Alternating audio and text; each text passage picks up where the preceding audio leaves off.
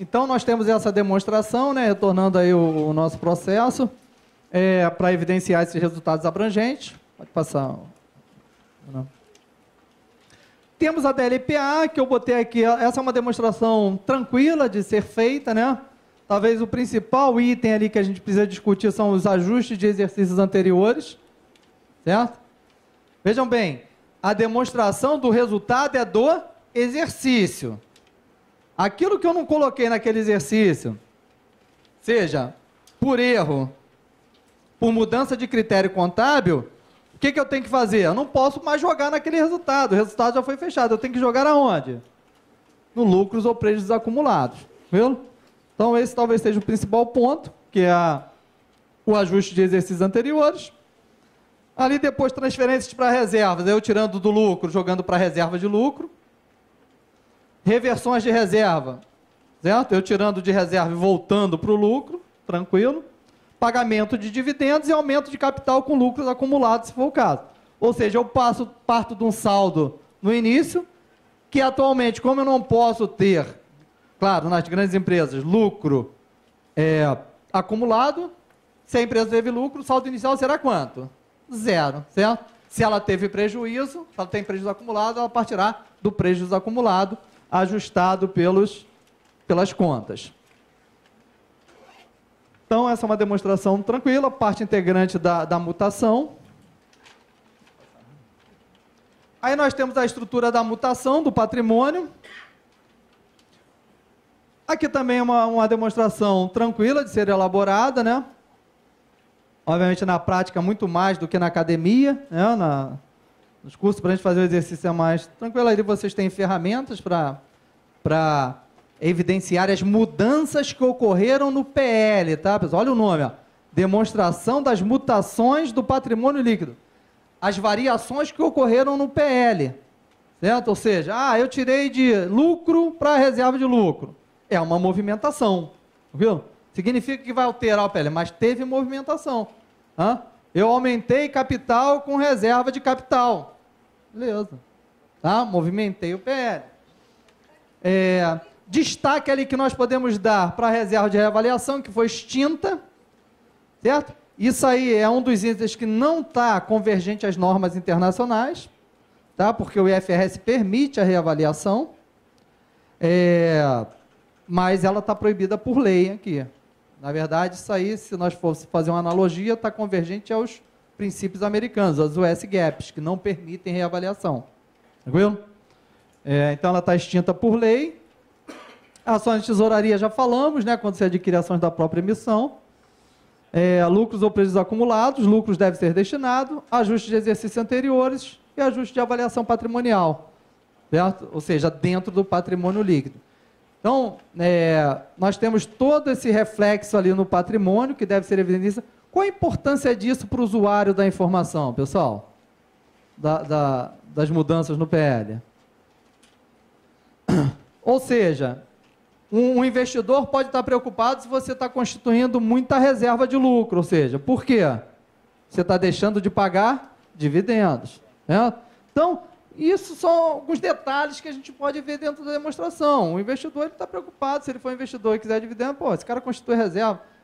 Você tem lá a lei te faculta, por exemplo, quando a soma da reserva legal com a reserva de capital for 30% do capital, você não constitui, você vai e constitui, porque não chegou no limite de 20% do capital. Então, tudo isso pode ser visto pelo usuário da informação. E ele pode, numa tomada de decisão, tomar uma decisão para o outro lado, que tem uma trajetória melhor de distribuição de dividendos. Né? Então, essa é a mutação do PL. Então, fechamos a mutação. Vamos entrar em fluxo de caixa. Muito bacana essa demonstração, né, pessoal? Ou seja, onde nós vamos ver o fluxo das atividades que geraram caixa para a empresa. Caixa é importante, pessoal? Importantíssimo, né? Ouso dizer que uma empresa só quebra se não tiver o quê? Caixa e crédito, né, pessoal? Se você não tiver caixa, não tiver crédito, como é que você vai sobreviver? Né? Às vezes você não tem caixa, mas tem crédito, né? Pode não ter crédito, mas pode ter caixa. A gente ouve aí muito falar, o estado do Rio de Janeiro está quebrado, não ouve? Está quebrado por quê? Não tem caixa. Não consegue pagar o servidor. Veja, o Estado não vai acabar, porque a gente diz, o Estado não vai acabar. Ele não vai acabar, mas ele pode quebrar, tranquilo? Entre acabar e quebrar tem uma diferença muito grande, né? Tranquilo? Você pode quebrar, mas você pode não morrer, tranquilo? Mas pode quebrar. Certo? Então, essa é a diferença aí dentro do processo. Então, olha a importância do caixa, você saber quais foram as atividades, sejam elas operacionais, de financiamento ou de investimento, que te geraram maior fluxo de caixa, certo? Dentro do processo. Então, o objetivo da DFC é proporcionar aos usuários base para avaliar a capacidade da entidade de gerar caixa equivalente de caixa. Aí a gente tem que parar, né? Porque uma dúvida grande é o seguinte, o que é equivalente a caixa? Né?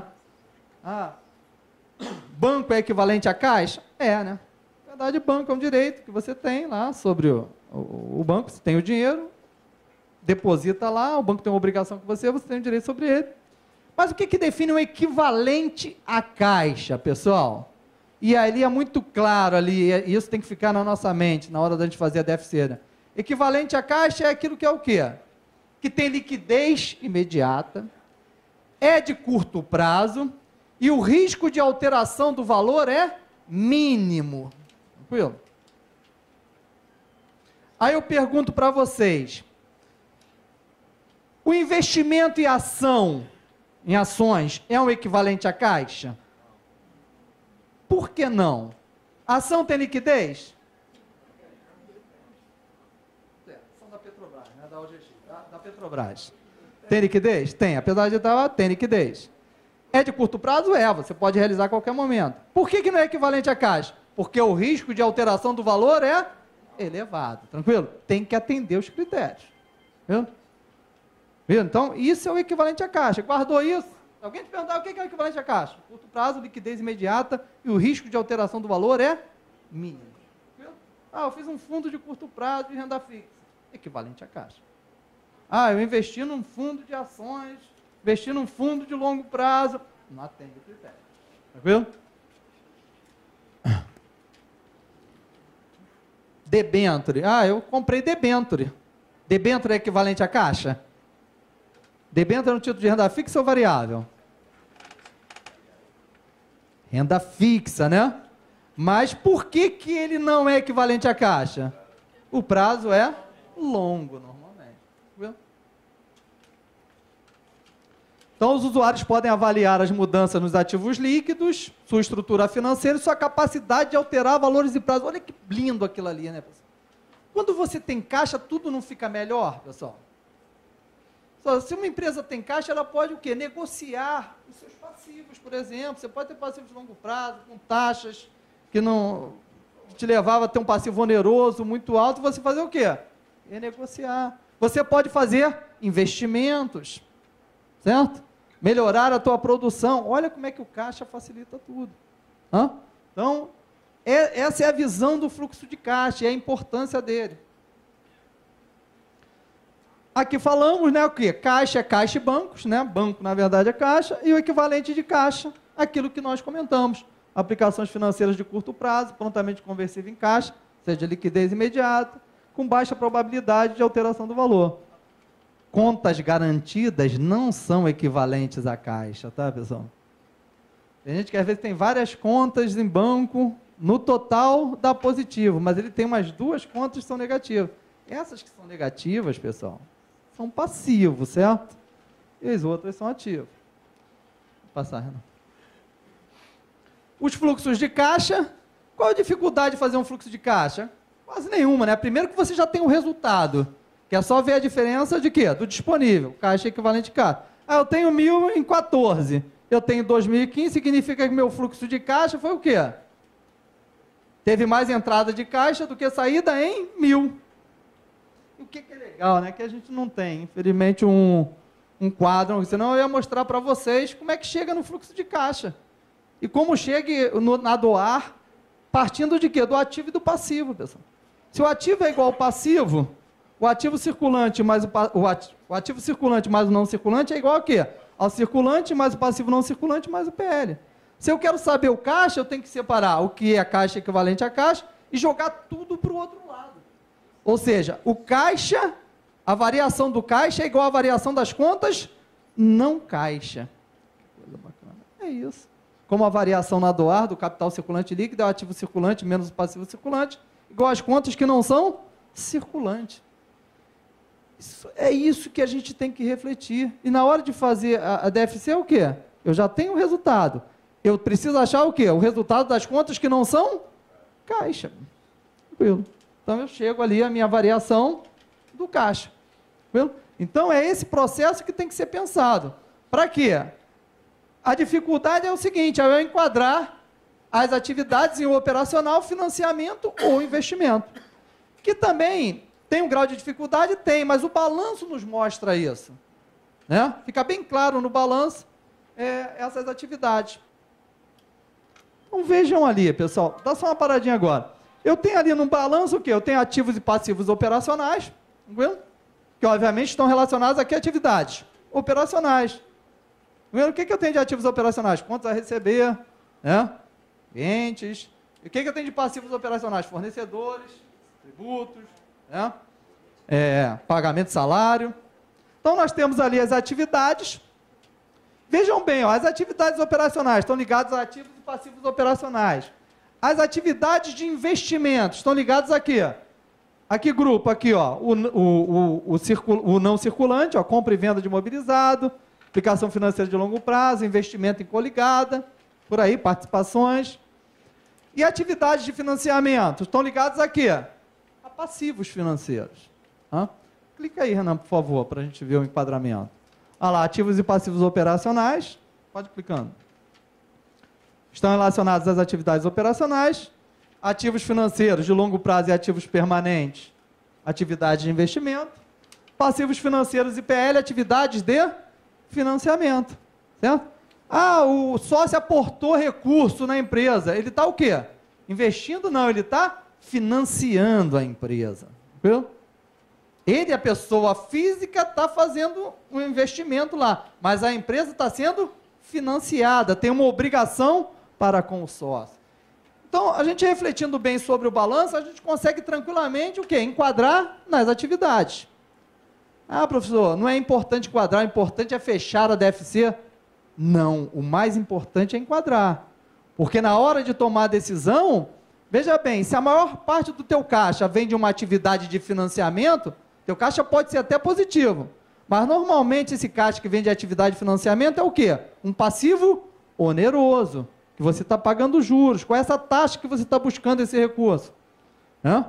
Agora, se você pega um fluxo de caixa, que a maior parte do recurso vem das atividades operacionais, legal, né? Significa que a tua empresa está produzindo, está vendendo, está negociando, está gerando o quê? Caixa. Viu? Se vem das atividades de investimento, legal, estou vendendo, estou comprando, vendendo imobilizado, isso é bom ou ruim? Não sei. Estou vendendo porque eu estou mudando minha planta industrial, justamente por isso que eu peguei recursos de financiamento para aumentar minha capacidade de produção. Tudo isso tem que ser analisado. Veja bem, aquela demonstração de fluxo de caixa sem explicação não vale de nada, pô. Se você não explicar ali, por quê? Você vendeu imobilizado aqui por quê? Por que você pegou esse financiamento? Tudo está ali. Mas tem que ser o quê? Explicado, evidenciado para quem precisa tomar a decisão. Senão não tem valor preditivo nenhum.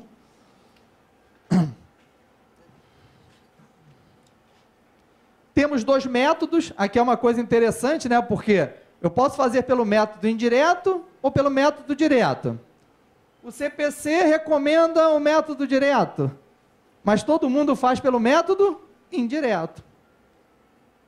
E aí, qual é o melhor? Não tem o melhor, né? Ou seja, o indireto você parte do resultado, ajusta pelas receitas e despesas que não afetaram o resultado e vai ver a variação dos ativos e passivos operacionais. Né? No direto, não. Você tem efetivamente aquilo que você pagou e aquilo que você recebeu. Ele tem uma informação melhor, né? Ou seja, você sabe, se você for comparar, fica melhor do que no indireto. Mas todo mundo publica o indireto. E por quê? Não sei, na minha opinião, é porque se você publicar pelo direto, né, que a única diferença entre os métodos é em que atividade ali? Operacional. Se você Ah, eu vou fazer pelo direto, que é melhor, você tem que fazer o quê? Na nota explicativa, evidenciar a conciliação do resultado pelo indireto. Então, você vai ter que fazer pelos dois. Agora, não, professor, na minha empresa eu só faço pelo indireto. Façam gerencialmente o direto para tomada de decisão, tá vendo? Para você poder ter essa ferramenta para tomada de decisão. Tá? Ou seja, então o indireto é mais simples, reconcilia o lucro com o fluxo, menos informativo.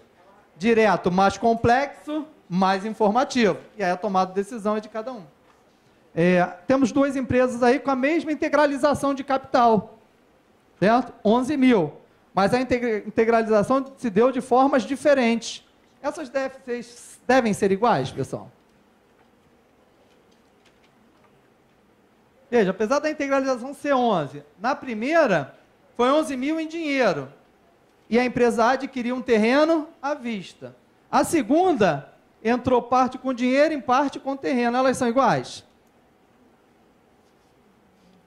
Não, certo? Veja bem, o impacto no caixa foi o mesmo, mas as demonstrações são diferentes, certo?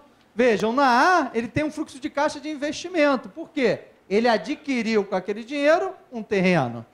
Na B, ele só tem um fluxo de caixa de quê? De financiamento, que só entrou no caixa quanto?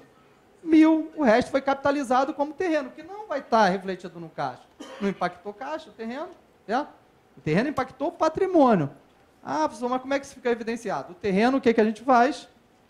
Detalha em nota explicativa, né? Foi integralizado o capital de 11 mil, 1.000 em dinheiro e 10 mil com terreno.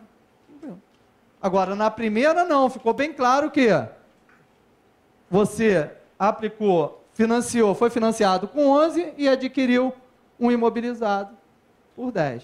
Veja que a variação do caixa, veja. Legal, se a gente tivesse tempo para fazer um fluxo de caixa de uma grande empresa, ver detalhe. Não é, mas ali a gente já tem uma visão que a gente tem que refletir. Às vezes parece ser a mesma coisa, mas vejam ali. Qual a importância daquilo ali dentro da tomada de decisão? Na primeira, você teve uma capacidade de financiamento, de caixa, onde você pode negociar melhor, de repente, um terreno, enquanto na outra não. De repente, você teve que absorver um terreno, de repente, por um valor que nem era efetivamente aquilo que ele valia.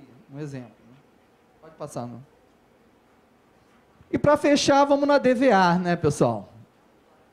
Demonstração do valor adicionado, obrigatória apenas para as empresas de capital aberto. Beleza, para capital aberto, mas eu posso fazer na minha empresa, mesmo que eu não seja obrigado. Ela evidencia a riqueza econômica produzida pela companhia em determinado exercício, ou seja, qual é a ideia do DVA? Ele evidenciar a riqueza gerada e como ela foi distribuída pelos fatores de produção dessa riqueza, certo? Quem produz riqueza para uma empresa? Empregado, né? Os sócios, o governo, né? O governo nos dá condições para que a gente possa gerar fluxo de caixa, né? Ou seja, nos dá segurança, saúde, educação, dá todo aquele processo ali para que a gente possa tranquilamente produzir nas nossas empresas, gerar fluxo de caixa e distribuir isso pelos fatores de produção. Então, ela expõe o valor adicionado em razão de suas atividades, forma de distribuição da riqueza gerada. Oi? Vai, passa, por favor. Então, ali, quais são a distribuição nos fatores de produção? Empregados, governo, fornecedores de capital, ou seja, financiadores, proprietários. É obrigatória para as companhias abertas a partir de 2008. Ou seja, olha que bacana aquilo ali, né? Mas você pode, numa empresa, vai trabalhar numa empresa, essa empresa tem uma boa distribuição, participação nos lucros, funcionários, que será evidenciado na DVA, né?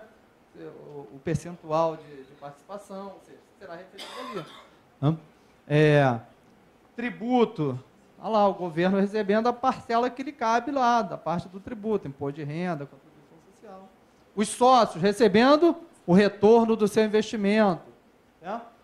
Então, dentro desse processo, quem financia a empresa, né? Os financiamentos, os financiadores, também dentro do processo recebendo sua parte. Aqui essa figura fica para depois vocês analisarem, né? Ou seja, os fatores de produção e o retorno que eles dão. Por exemplo, o empregado ele dá suas habilidades, ele tem o quê? Uma compensação financeira. Né? O governo, vamos ver o que o governo tem ali. Ações públicas, ele recebe o quê? Impostos. Viu? Mesmo que seja na teoria, mesmo que a prática não seja essa, mas na teoria é aquilo ali, né, pessoal? Tranquilo? Nós não pagamos tributos, certo? Nós investimos no Estado para que ele nos retorne aquele investimento em bens e serviços. Se são satisfatórios ou não, nós é que devemos cobrar melhor do Estado. Mas nós não pagamos, nós investimos no Estado. O Estado só existe para quê? Para que ele possa, de forma organizada, né, um Estado forte, um Estado de direito, faça com que a sociedade possa viver o quê? Em harmonia. Viu? É esse o processo do Estado. Senão não precisava Estado, né? Senão eu mesmo administrava aquele recurso. Agora ele tem que fazer o papel dele. Vamos passar aí. Aí a estrutura, né, do valor adicionado, você parte da receita. Veja bem, a maior parte da DVA será com base o quê? Na DRE. É lá que você vai buscar o insumo para fazer a DVA. Com algumas pequenas exceções, principalmente na parte do imposto. Tá? E a gente vai ver um exemplo prático ali, mesmo no avançar da hora. Pode passar. Então temos a distribuição, pode passar, já falamos disso.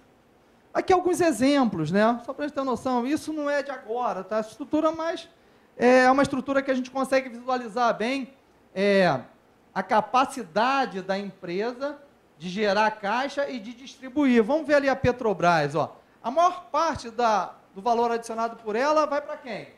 Para o governo. É uma empresa muito tributada, certo? Ela dá uma boa participação nos lucros, lá 11% da receita vai.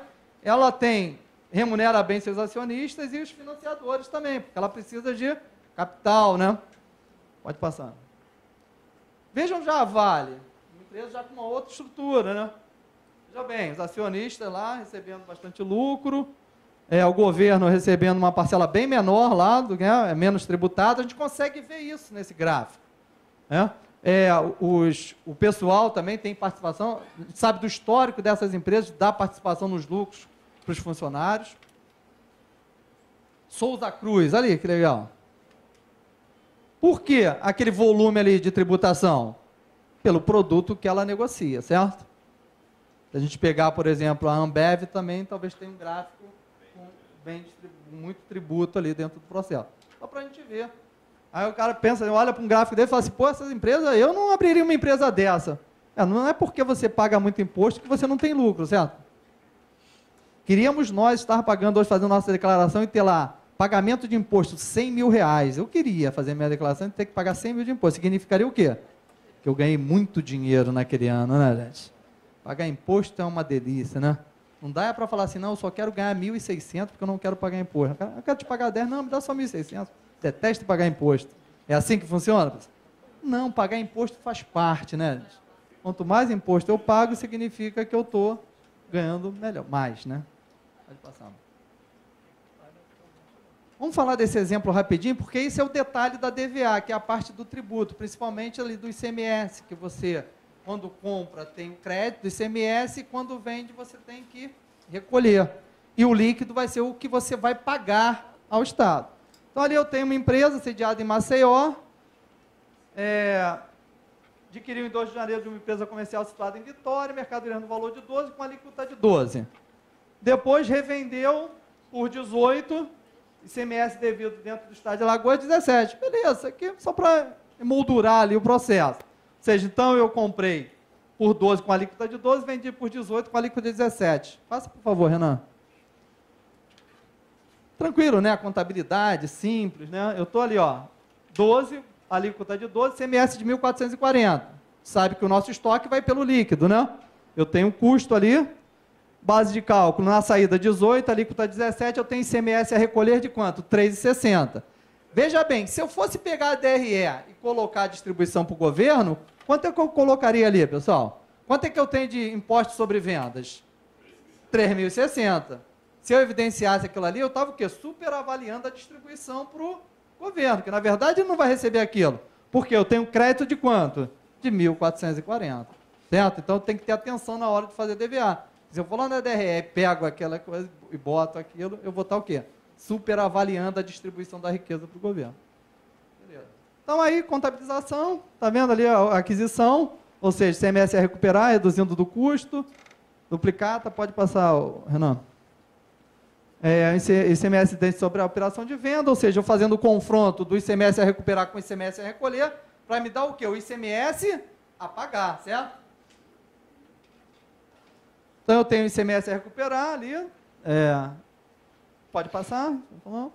Ou seja, eu tenho uma demonstração do resultado evidenciando de forma percentual quanto é que é da receita bruta. Ou seja, eu vendi 18 com um custo de 3,60, uma venda líquida de 14, um custo de 10, que me dá um lucro de 4,380. Ali, percentuais da receita bruta, pode avançar.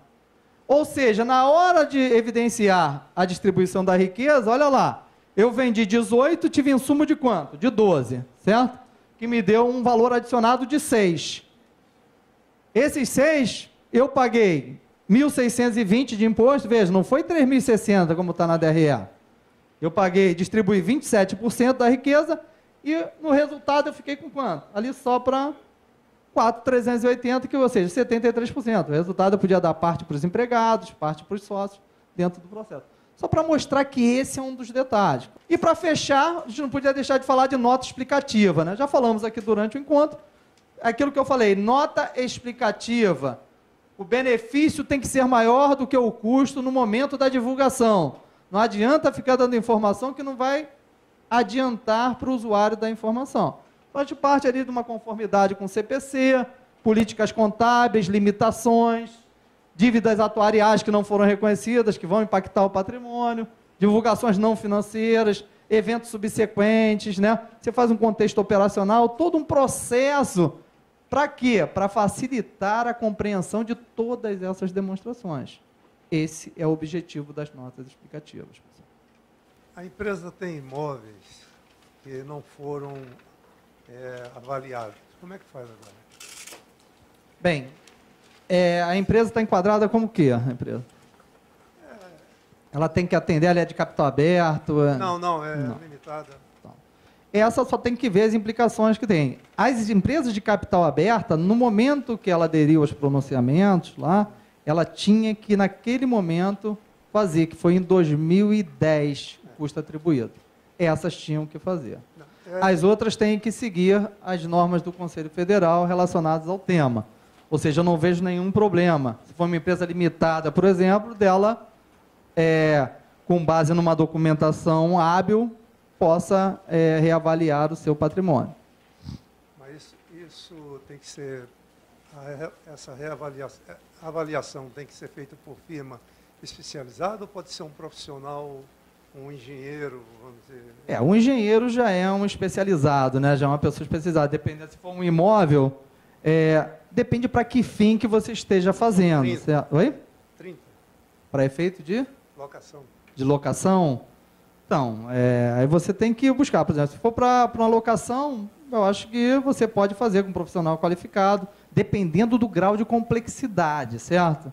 Se for, por exemplo, para um financiamento, para você apresentar um balanço, e talvez o banco, a instituição financeira, exija um órgão credenciado, por exemplo, uma Caixa Econômica Federal, qualquer órgão que possa...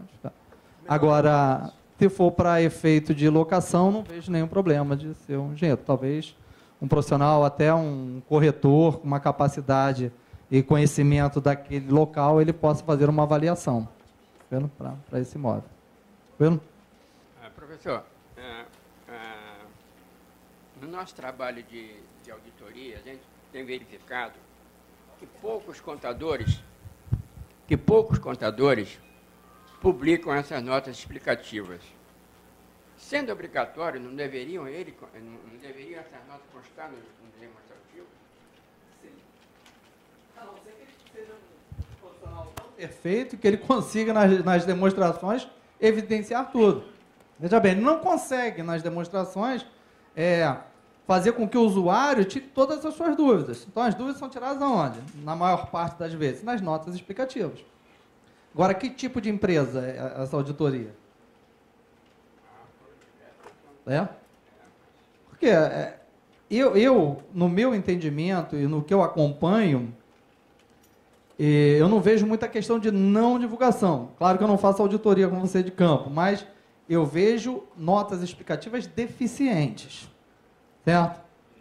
Não espelhando o objetivo dela, que é realmente explicar, né, e fazer com que se compreenda aquilo que está nas demonstrações. Então, isso é um ponto que tem que ser visto, e eu acho que o Conselho está nesse processo, ele fiscaliza as demonstrações, então, ele deve exigir isso dentro do processo, essas notas explicativas. É o que eu falo, ter deficiente é bom ou não? Mas você tem nota, e a nota faz parte, ela é parte integrante das demonstrações contábeis. Ela deve estar ali, ela deve fazer parte desse processo. Eu estou assim, com uma dúvida, que eu acho que vai causar impacto, né? Eu estou com uma nova contabilidade, eu tive que retroagir a 2006, tá? Para poder chegar a alguns saldos e analisar. Então, o saldo a receber, de duplicatas a receber, de direitos a receber, ele está impossível, porque ele chegou a quase 10 milhões e agora eu estou deixando ele a 2 milhões. Como nós somos super-heróis, né? Até as coisas impossíveis chegam na nossa mesa, né? Aí eu te falo, isso vai impactar em todas as demonstrações desses anos todos, né? Que foram publicadas e tudo mais. Mudança de estimativa política, depende da empresa. Ou deixa do jeito que está, não mexe de 2006 para lá e ajusta agora. Eu acho que tem que ser avaliado. Tem que ser avaliado, materialidade, relevância disso dentro do processo. Isso é pontual, cada um vai avaliar o seu caso. Acho que você tem que levar em consideração todo esse processo. Se for material, é importante que se decida. Agora, de 2006, nós já temos aí 10 anos. Talvez a gente não precise chegar lá em 10 anos, mas tem que avaliar aí, né, os últimos exercícios. Mas esse processo, se é só contábil, é para apuração de haveres, alguma coisa de... Só contábil? Uma grande empresa tem que seguir os critérios aí dos reguladores, né, dependendo do setor. Uma empresa limitada fica mais tranquilo de você fazer esse levantamento e talvez o impacto seja menor aí no processo do que uma grande empresa, né? Cometa essas falhas aí. Gente, obrigado aí pela presença e até a próxima. Terá um novo convite aí.